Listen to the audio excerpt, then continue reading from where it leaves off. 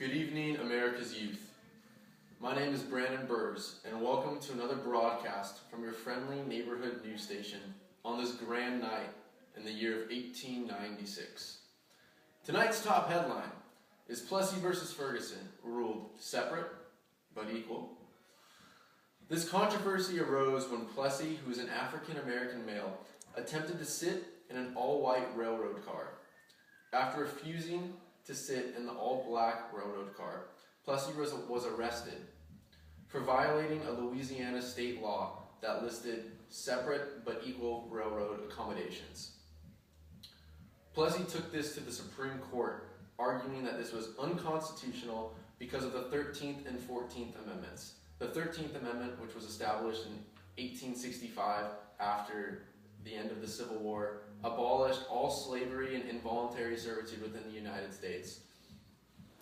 However, the court found Plessy guilty on the grounds that the law was a reasonable exercise of the state's policy powers. The point of law that comes across from this case is that the states can constitutionally enact legislation requiring persons of different races to use separate but equal segregated facilities. This means that although they are equal, the facilities are segregated, which could mean bathrooms, baseball fields, or even basketball courts. Let's go over to our field reporter, who is witnessing the first-hand effects of Plessy versus Ferguson. We are here live where two interracial male athletes are playing basketball on the court since the Plessy versus Ferguson case has taken place. There has been an extremely difficult connection between blacks and whites since the abolishment of slavery until today. However, two brave friends have decided to come out to the field at Biola University and play basketball together.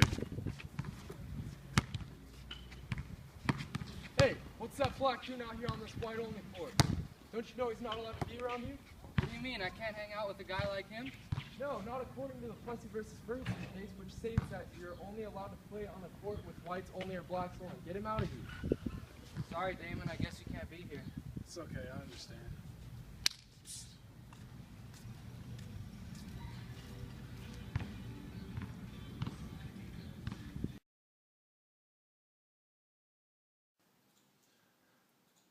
After watching that video from 1896, I'd have to say I've been quite moved.